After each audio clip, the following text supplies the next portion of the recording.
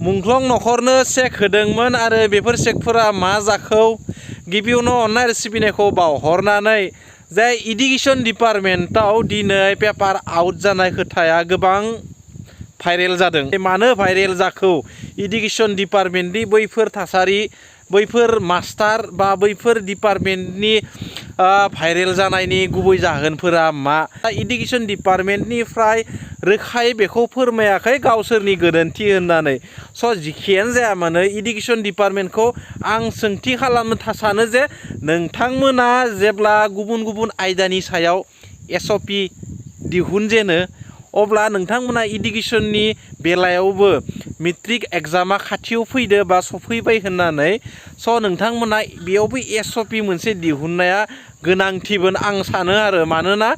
बेफोरबायदि SOP जुदि दिहुनोब्ला जानो हागौ पेपारफोरा बेफोरबायदि भाइरेल बा आउट जायामोन। जियानो जाया मानो फरायसाफोरा दिनै लामा गाथेदों प्रटेस्ट खालामदों बेफोरो मोनसे दुखुनि खोथा आरो बेफोरबायदि बेलायाव जोंनि गोबां नखर दोङो जायफोर नखरफोरा हाजिरा मुजिरा मावनानै जायो आरो नोंथांमोना मिथिखागौ बर' हारिनि गेजेराव गोरिब होननानै बुंदों आङो नोंथांमोना गाज्रि मोना गोरिब सिमा रेखानि सिङाव थानाय गोरिब गुन्द्रा गोबां बर' सुबुं दङ आरो बैफोर सुबुंफोरा दिनै दिन हाजिरा बा बेला मोनसे खामानि मावाब्ला सोरनिबा नखराव खामानि मावाबा मोनजानो थाङाबा मोनजानाया एसेबां अलखद जायो। बेफोरबायदि बेलायाव दिनै जुदि गावनि गथ'नि मुङै गावनि बेपार फालांगि सब बायदिसिनाखौ जुदि गावनि गथ'नि एग्जामनि थाखाय जुदि बन्द खालामनानै दोनोब्ला आरो बेसेबां दिन बन्द खालामना दोनगोन गावनि गथ'नि थाखाय बै मोनसे साननो गोनां जाना फैदो जा बेफोरबायदि गथ'नि एग्जामनि थाखाय जुदि खनले गले गले सरकारनि गोरोन्थिनि थाखाय पेपार आउट जानायनि थाखाय बेफोरबायदि जुदि खालामना दोनोबा गावनि सबखौ बन्द बा गावनि बेपार फालांगिखौ बन्द खालामना दोनोब्ला नखरा मारै सलायगोन बे मोनसे सोंनाय बेफोरबायदि बेलायाव दा आसामा इडुकेसन डिपार्टमेन्टनि बेलायाव भारतनि गेजेरावनो टप 5 स्टेन्ड खालामनो थांगासिनो दङमोन बा खालामनो नाजागासिनो दङमोन बेफोरबायदियाव दिनै टप 20बो जागा मोना बेफोरबायदि जालांदों दिनै आसामनि सोलोंथाइ बिफाना दा एभेक्सननि मुङाव सिलिंखार आरो पेपार आउट जानायनि मुङाव सिलिंखार सोर सिलिंखार गथ' गथाय फरायसाफोरासो सिलिंखार नखराव मोजाङै फरायनो मोनासै एफेक्सन जानायनि थाखायबो खायसे फरायसाफोरा आरो दिनै बेफोरबायदि पेपार आउट जानानै गथ'फोरखौ मोनसे माइन्ड हारेसमेन्ट होनना बुंजायो बेखौ मेन्टेलि हेरेसमेन्ट होनायनि बेलायाव दिनै सरकारासो बेफोरबायदि बिथिङाव जुदि सरकारा आगोलनिफ्रायनो स्टेप लायोमोन बेफोरबायदि थासारिया जानाय नङामोन आरो बेथिंहाय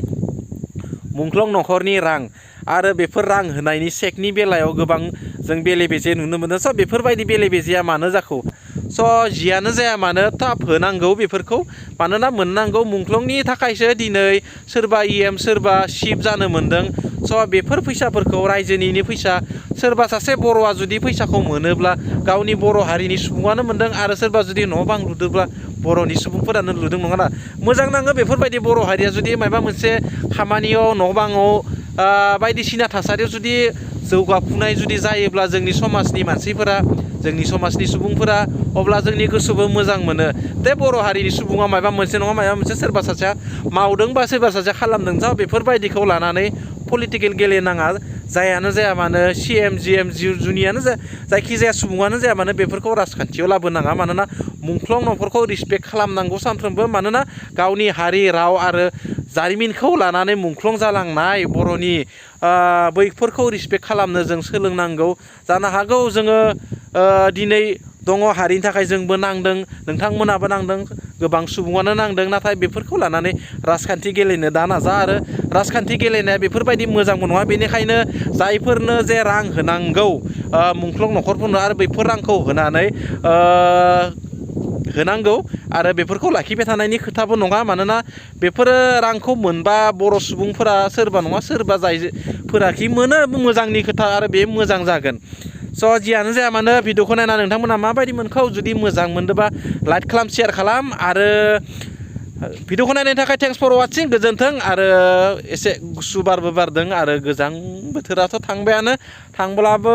अखा माबे जायगायावबा अखा हादों दिनै आरो मैयानि बारहुंखा सारअन्थाइ फैनायाबो